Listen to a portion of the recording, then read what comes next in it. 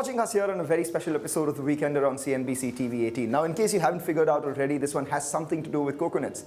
And what in FMCG is coconuts? It is, of course, Marico. So we'll be speaking with the MD CEO, Saugata Gupta. And Saugata, the last time he spoke to us, he gave us a 10,000 crore revenue target and 500 crores in food as well. 5 years later, he's met those. So let's see what he promises us today.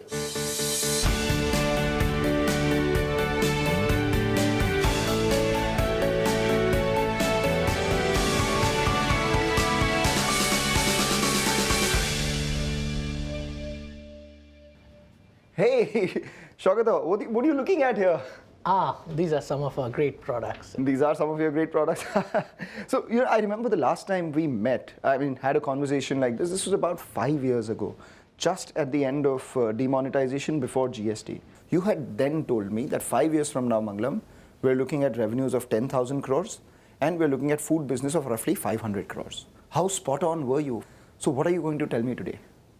Well, we'll talk about the Marico of the future 5 years from now. Are we looking at 20,000 crores?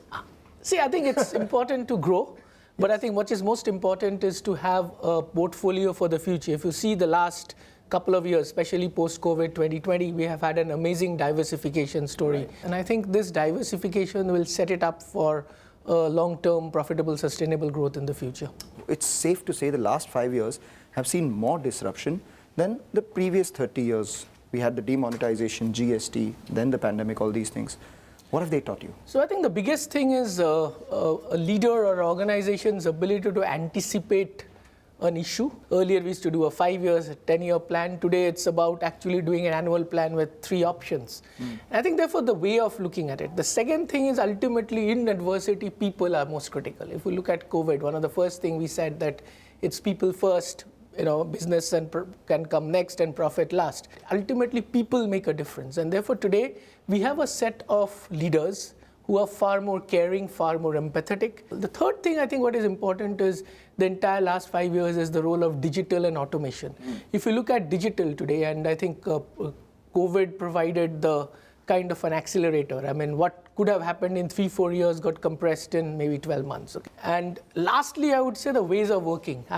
Life has become much more simple. We are much more comfortable. You don't take a morning, evening flight for 1 meetings across. Yes. You can do through video conferencing. So I think that has been the other change. The fact that today you can operate in a remote environment with a lot of trust and a lot of empowerment to people. You spoke about you wanting to be in the top quartile of innovation, top quartile of digital analytics. How do you think you fared? Now, I think one of the biggest things about Marico has been successful is because of they have been punching above our weight. And therefore, we have been able to maintain what I call our founder's mentality, owner's mindset. And therefore, we are not a complete incumbent. We are something I call a scaled insurgent or an insurgent incumbent, we call it. And therefore, our ability to create an engine 2, as we call it, house some of the digital brands there. For example, Beardo still operates out of Ahmedabad, Just Herbs operates out of Chandigarh. We haven't integrated into the system. We look at capital allocation, we look at portfolio, we look at reputation and quality and risk management. The rest is up to the founders or the CEO who runs it. So therefore, I think we realized that we need to have an alternate business model to drive that. Simultaneously, we invested in analytics and everything. So I believe we are not the best in the world at all in creating digital brands from 0 to 100 crores. But when it comes to 100 to 500 crores scale up and profitable scale up, we would be one of the better companies and top quartile. And we are the go-to strategic investor for these kind of brands. When you spoke about 100 to 500, it's only poetic that we've come here where all your food products are. You have the Fitify range, you have peanut butter, I can see some mayo. Food business has grown extremely well. It's closer to 600 crores. You want it to be 850 to 1,000 crores in the next couple of years or so. I just want to understand that where does your right to win lie in those categories? Because there are a lot of other players which are perhaps offering better products there. The entire approach has been that Saffola has been an under-leveraged brand. Can I use this brand to expand the total addressable market? And therefore, if I look at it, we have 4 or 5 platforms. One is breakfast and in-between meals healthy snacking, where Oats or Munchies operates. There is what I call spreads, which is again, we are offering healthier spreads, like for example, a peanut butter has jaggery, a mayonnaise has low fat. We have immunity as a platform, which we actually started off in COVID as a tactical opportunity. We seem to be doing honey and honey quite well. The last platform is about plant protein. Again, plant protein, I believe, is a category of the future.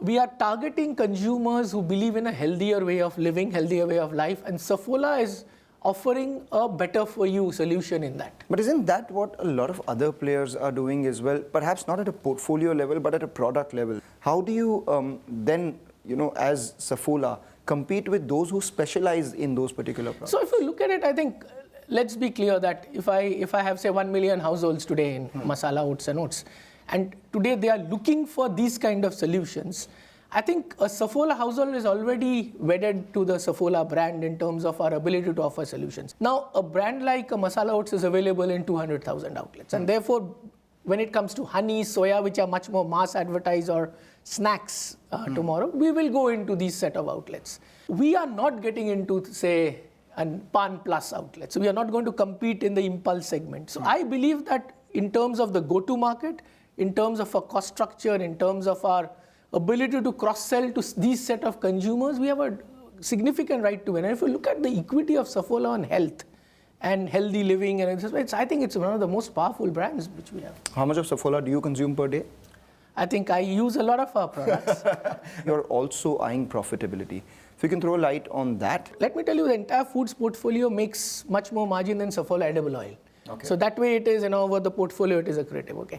Secondly, I think if I look at foods, it is important to scale up quickly. So therefore, I believe that in another 1-2 years, honey, soya will scale up 100 crores plus. Once you do that, and therefore our entire focus is to get 4-5 categories into the 100 crore opportunity and then to 200, and build a profitable model with that. So therefore, both we are aware that in both food and digital, we have to, and this is one of the focus areas this year, that how do I drive profitability in foods and a digital business. All right, and before we move on, I see some skin moisturizers as well out there. Are there any categories that you think that you have some more opportunity in? Skincare is one of them. The other one, I would presume, is wash. You aren't present there. So I think it's important to anything which we enter, we would like to enter with a differentiated offering, and therefore where we have a right to win. Now, if I look at some of the categories, in India we have experimented and successfully experimented with expanding the total addressable market in Saffola in foods. In a country like Bangladesh, where we have launched shampoo, we have launched baby, we have successfully experimented with expanding the total addressable market using Parachute Advanced. Okay. So therefore, yes, I think there are opportunities. Having said that, I think our existing categories have significant headroom for growth. I think we have identified food, digital, and premium personal care, which is currently we have some skin and serums and male grooming. And that part of the business has to grow 20% every year, 15 to 20% for us to think about a kind of a double-digit revenue growth. In the next 5 years, we will have what I call a portfolio of the future, which has far more headroom for growth, and of course, in categories which are lower penetration and ability to win both through penetration and market share. All right, on that note, what we'll do is just walk around there, have a cup of coffee and a conversation. Sure.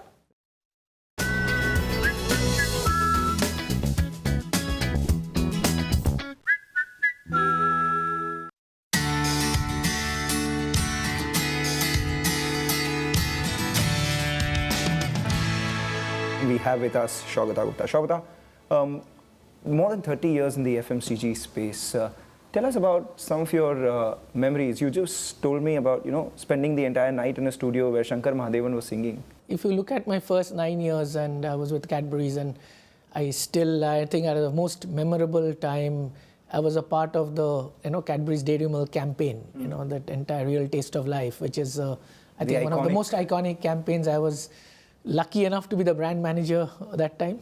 And I think this entire Cadbury's was an extremely great learning journey and a fun journey. So I've always believed that whatever you do in life, you need to be good at. At the same time, you must enjoy doing it. Of course, I did do a 3-year getting out of FMCG, but yes, I think the learning which I had in ICICI was enormous. I was fortunate enough to get into a CX at a very early age. I was 32.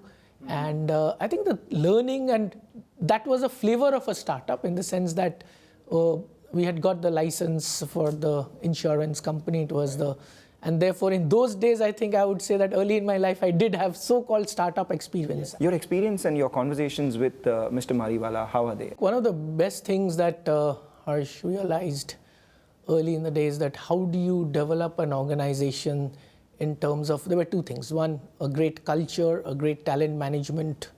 The second thing is, of course, what, which is very unique to Marico is even before all the CSR laws came, we had a purpose that how do you have win-win relationships and make a difference to all the stakeholders around us. And therefore, there was a belief in conscious capitalism. We started investing behind this. I think it has been one of the most successful examples of a professionalization of an organization. And this is something which will continue. When you look at these new age D2C companies, so to say, which you, I believe, have been the only listed company to be championing the cause of this right from day one and still have made the largest number of acquisitions. A lot of the others have obviously followed suit too. How do you value these companies? That's a question that, perpetually perplexes the street. So I think firstly, we look at the promoter, or a founder. So we look for promoters who want to build a company for building to last rather than building to sell. And I think it's important because the chemistry is extremely important. The second thing is the offering itself. Is the offering differentiated enough, and not a me too, and it is fulfilling an unmet need in this one. The third thing, we now have a very sophisticated unit economics model, and I was telling somebody this, that we can almost smell it in terms of, we have something called a digital quotient, we have certain metrics which we have run, and based on our learnings from Beardo and other things, okay? Right. And I think, and lastly, one of the things we look at is that since we started with a minority stake in Beardo, we now have been taking majority stakes, but we ensured that there's enough on the table for the promoter to partner with us. Our job is to help him or her succeed and realize his or her full potential. One of the great things that has happened is that our learning has been somewhere we have been able to transfer some of the learnings into our core, and I believe that we are fairly digitally savvy. And I think it's not about just throwing money there, but how do I add value? So at what point do you plan to take these digital first brands into your own distribution, muscle, and then perhaps scale them at a much rapid pace? Do you have any metric for that? So ideally, unless it crosses 100, 150 crores, we shouldn't move over to the GT. In food, it's different because in food, I don't think because of the lower AOVs, it's very difficult to have a completely digital model. Right. See, in India, it's very easy to so-called launch in GT and show numbers in the first 1 or 2 years. The question is that how do you have a repeatable model of driving offtakes? And if you look at especially personal care for, if you look at the retention rates or loyalty for existing brands are pretty high. It's not easy to scale up something so quickly.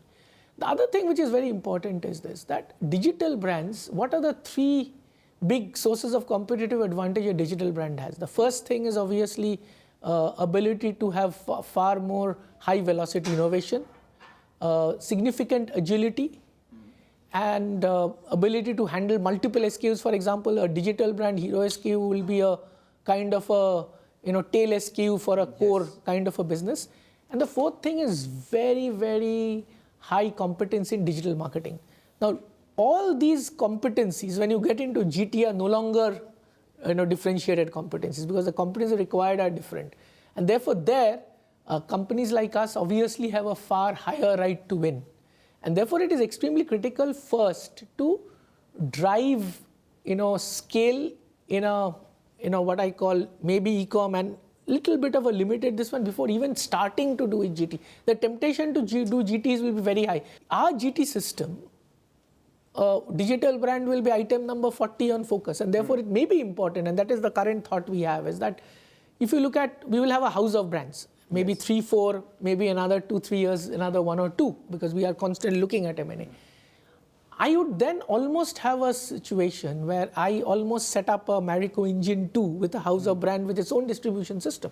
Let's spend a little time on your core itself. You said that Saffola is an under-leveraged brand and you wanted to, leverage it a lot more, which is why the food foray that happened.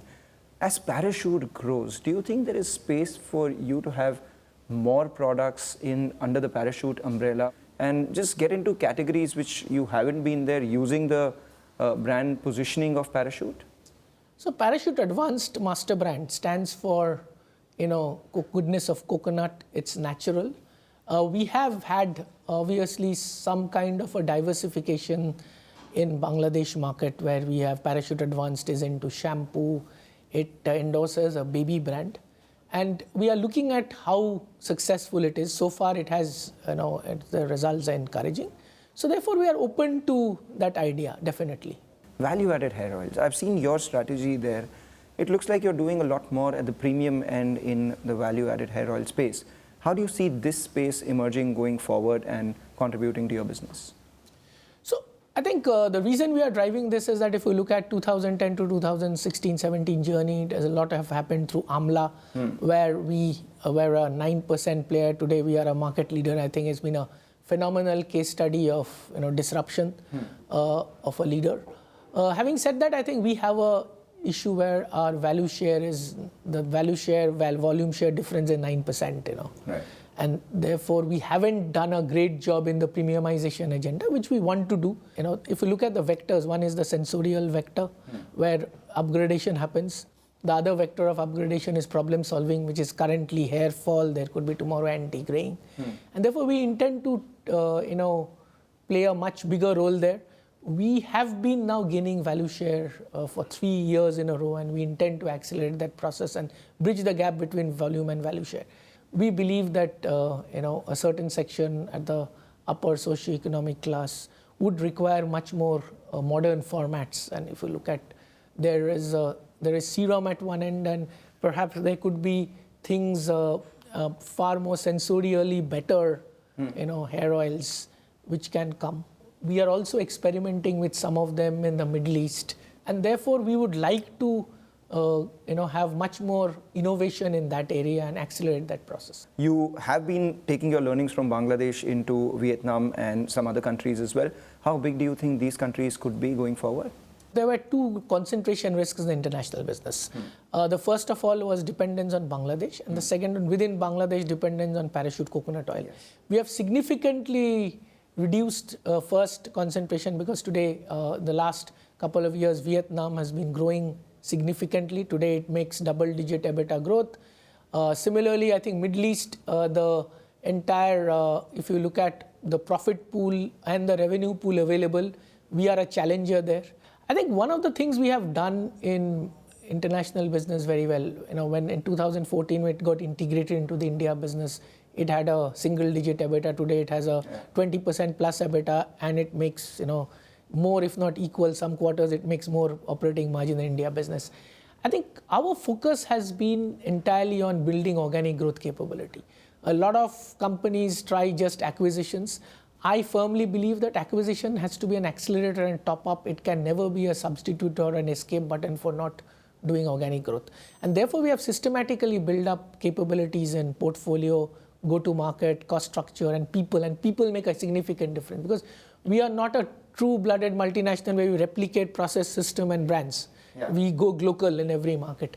And therefore, we have done it systematically, and therefore, after the Bangladesh success, we have replicated it in Vietnam. We now want to replicate it in Middle East and North Africa. And now we are slowly growing in other parts of Africa. Even in South Africa, for example, it's a very, very tough market in terms of, the overall economic growth and other things, but we have been able to grow at double digits. So I think one of the things is that its international business has been quite a bit of what I call a steady ship. There are no surprises. Last 9-10 quarters we have delivered double-digit growth, except one quarter we gave 9%, but I think it's been consistent there. So, when we talk about Marico of the future, we spoke in FY18, now we're speaking in FY23, where your revenues have jumped from 6,000 crores to 10,000 crores. Assuming you grow at the same pace as your medium-term objective, by FY28 you would be 20,000 crores on the top line. What does your revenue then look like? What do your margins then look like? Okay, so we should be crossing 10,000 this year. Yes. Now, I think it's very difficult in today's world. It's full of complexity, volatility. But you had that foresight. You had that foresight 5 years ago, so I presume you do now. No, I think world has changed. Okay, so instead of giving a kind of a number to it, all I can say is two things. One is that we have to be always top quartile in terms of growth. And we are fortunate to be participating in emerging markets, and therefore in emerging markets, volume growth is extremely important, protection of market share is extremely important. For us, we will never compromise volume growth and market share for the sake of margins. Margins will automatically happen, it will start creeping up. Secondly, I think one of the things we still have to do, while we have done well in food and digital, I think we need to up the ante on our personal care innovation rate in India. We have been much more successful international business when you have to do that. Continuously, I think while we need to do a full potential of the core, there's significant headroom for in the core. How do we continuously diversify our business? We produce great talent, culture. We have done great work on diversity. So I would say we want to be one of the, what I call, most admired Indian multinational FMCG companies and delivering consistent growth. You've been here for 20 years, 10 years at the helm. Do you think a lot about legacy these days? So I think it's important for anybody who has done to leave a legacy. I think, as I said, that my legacy would be a future-ready Marico. In terms of, as I said, there are 4 Ds which we talk about: diversification, best-in-class in distribution. I think progressively a company which is far more ready for facing the digital world. And lastly, I think on the last D is on diversity. We have made significant strides in gender diversity, thought diversity. We now have in our board 3 women. There's one in my top team. We have 2. We have got a significant localization of management. We now don't run international businesses with expats. I'll name a company. You tell me the one thing that you can learn from them. Just the one thing, all right? Godrej Consumer? I think innovation. Lovely. Britannia? I think they have done an amazing journey in driving efficiency, distribution, profitability, scale. Nestle? Amazingly consistent results. And I think in the last, Suresh's leadership and a complete change of the way of working. And the new age companies, Mamaearth? I think it's one company which has been successfully scaled up. So, any other company that I may have missed that you learned a lot from? I think we learn a lot from companies like Asian Paints, in terms of, driving a lot of supply chain automation, how they have used this. Asian Paints is a very interesting company to learn, I think, and the way they have been able to successfully entrench leadership. I think it's a great learning for them. Have you started thinking about the book that you wanted to write? It's not getting time. Someday I will definitely write a book. And have you gotten any better at singing? Still terrible. Or playing the keyboard? As I said, that those are maybe just hobbies, you just dabble in. What keeps you coming here every day after 20 years? I think, as I said, that there's still an unfinished agenda. I do something which I believe I'm somewhat good at, and I love doing it. For me personally, my biggest satisfaction, other than leaving a legacy of creating a Marico tomorrow, is that how many future CEOs I have mentored. And I'm very happy that some of the team members who have worked with me in the past are doing extremely well. I'm very proud of it. And to me, that's my biggest success, because a job of a leader is to create more leaders and not followers. Wow, lovely. There's a lot more spiritual, a lot more philosophical, and a lot more thoughtful, Saugata. Thank you so much, Saugata. Thank you. Always a pleasure speaking with you.